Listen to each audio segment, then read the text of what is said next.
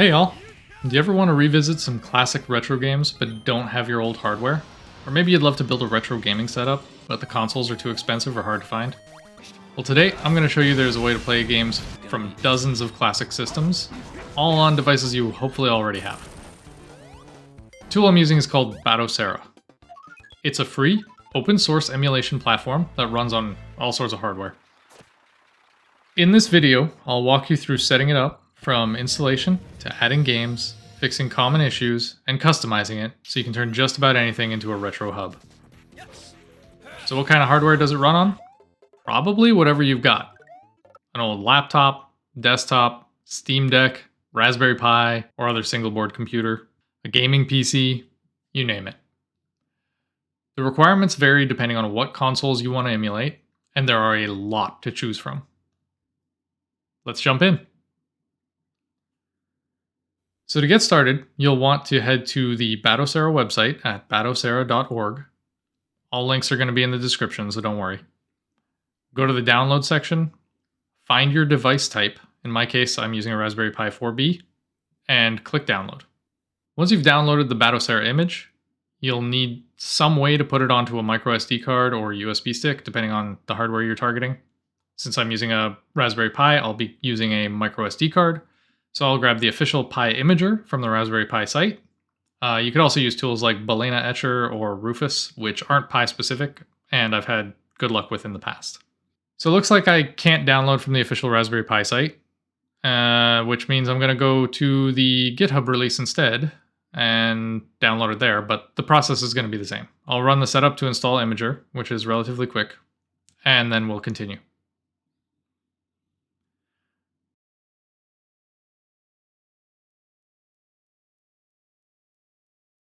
Now, opening up Raspberry Pi Imager, I'll click on Choose OS, then select Use Custom, so I can pick the Batocera image. Next, I'll click Storage to select the microSD card that's connected to my computer. Make sure you check off Exclude System Drives, so you don't accidentally overwrite something that you need to keep. If you're following along, double check that you've selected the right target, because this process will erase everything on it. If in doubt, disconnect anything you don't want to erase. When you're ready, hit Write. Depending on the speed of your SD card and computer, this could take a while. For me, I was using a really slow adapter, so it took a little under 10 minutes. I'm really not sure what's going on with the progress bar here, but mine hit 260% before finishing. So just be aware, it can be a bit funky sometimes, but once the write is verified, we're good to go. Safely eject your microSD card and we can boot up Batocera. I'm adding my microSD card to my Raspberry Pi and hooking up the controller, monitor, and Ethernet. I'm also going to add an empty USB stick that's going to house my game collection, because I don't want it on the SD card, since they're a lot flakier than USB drives in general. Batocera will run through a few screens before it boots, and unfortunately here my capture card wasn't working properly, so you get to see what I saw from the camera, which is not much. But by the time I got to the main menu, it seems like the capture card fixed itself, so I'll go from there.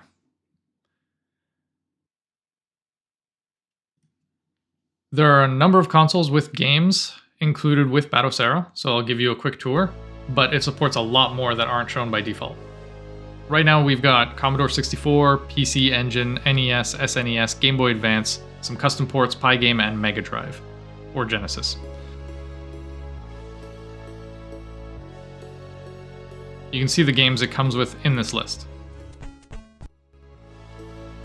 Next, I'm going to change the settings so that it'll work with the USB stick. So first thing is press Start to open the main menu, select System Settings, and scroll down to Storage. You can use the L and R buttons to move down quickly in the menus. And make sure to change it from internal to the name of the drive. So in my case, I'm using a drive called Games. Now's also a good time to set up your time zone, Wi-Fi, and other settings, but I'm just going to skip that for now. Assume it's done in the background. So I'll shut down, move my USB back to the PC, and start loading my games on there manually. This isn't strictly necessary since you can access Batocera over your network, but it is easier if you're not familiar with mapping a network drive. When I open up the USB on my PC, I see a Batocera folder, and inside it are a number of other folders like BIOS, ROMs, etc. If you're not using a USB stick, you can also just bring over your micro SD card. The folder structure should be pretty much the same. To add games, open the ROMs folder, scroll to find the console you're looking for, and like I mentioned, there are tons. But you just need to drop your ROMs into the appropriate folder and then eject and head back to Batocera. Don't forget to reconnect the USB drive to your Batocera device. As a quick reminder, I can't tell you where to find ROMs, since you should only be playing games you own that you yourself have backed up, otherwise it's considered piracy. I'll boot back into Batocera, and at this point I can start playing games for some consoles, but I want to do a bit more customization and fix up the last few things that could cause problems first. For one, I want to see box art and screenshots from games in my menus, and for another, I want to change up the default theme to something more fun. For the former, just open the menu, go to Scraper, select the source to scrape from. The default one, Screen Scraper, requires a login, which you can add from the options, but for now it'll throw an error if you try to scrape without one. Some of the others are free for a certain number of API calls per day, so depending on the size of your library, it could take a really long time to get everything. I recommend setting up an account on Screen Scraper, but we're going to just start with that one. I'll set my scrape from option to the Games DB and just hit scrape now. Next, I'll go to Updates and Downloads in the main menu, select Themes, and grab a few themes to play with. There's also a bunch of other content and decorations you can add, but I'm not going to get into that today, so just know there's a lot of customization. To actually set the theme, I'll go back into the main menu and select User Interface Settings, then change the theme there. Once I hit back, it'll apply.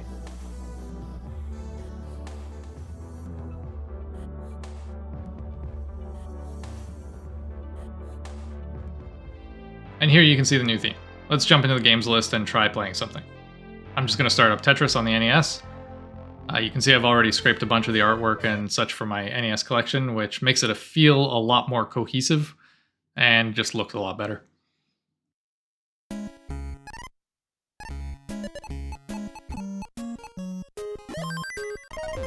So there we have it. Now we can play retro games. But there's one last catch. Let's try playing something on the PlayStation. I haven't finished scraping yet, so obviously it's a bit bland when we go into that menu, but I'll just start up Legend of Dragoon. Right off the bat, we see a warning message about missing BIOS files.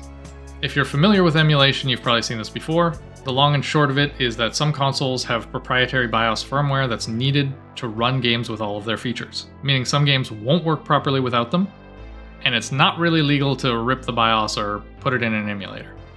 But you can find them online if you know where to look. I'm not going to tell you where to find a complete pack of Batocera BIOS files, but I'm sure Google can give you a hand. If you do have them, you can just copy them to the appropriate place inside the BIOS folder. Anywho, I finished setting everything up and scraping and changing themes, and now you can see my games library going by in the background. If you think there's a game missing that I definitely need to play, let me know in the comments, because these are just the games that I thought were worth grabbing for my first pass. Now let's talk pros and cons. I used to use RetroPie, but I was on a really old version and I honestly kept having problems with some of my controllers and Bluetooth adapters randomly disconnecting, so I decided to try Batocera. I heard a lot of good things about it, and after playing with it for a bit, it feels like Batocera is a lot more streamlined for just getting into the games. But also seems like a lot of advanced configuration is more tedious to set up. I could be wrong, but I still don't know a good way to remap saving and loading states without having to manually edit the config file in a text editor.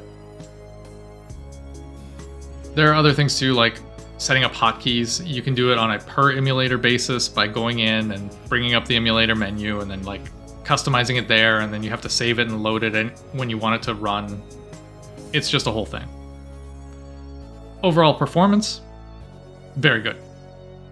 But the default options of having decorations enabled can give you a performance hit, especially on underpowered hardware. Personally, I like the look of the decorations, but I ended up turning them off because my Raspberry Pi is just really underpowered. It also can't emulate anything above a Dreamcast, and even that has some issues, which means no PS2, no GameCube. But honestly, I'm okay with that. I have modded versions of both of those consoles in my collection anyway, so I can always just play on original hardware. Also, on my Raspberry Pi, I've noticed a few performance hitches in the weirdest places. Like when playing Super Smash Bros. On the N64, the gameplay and main menus have no problems, but the character select menu slows the system to a crawl. Some PlayStation and Dreamcast games have minor performance issues, but overall, I've been able to play pretty much everything I want pretty smoothly, except Ikaruga, which for some reason is just really janky on Dreamcast.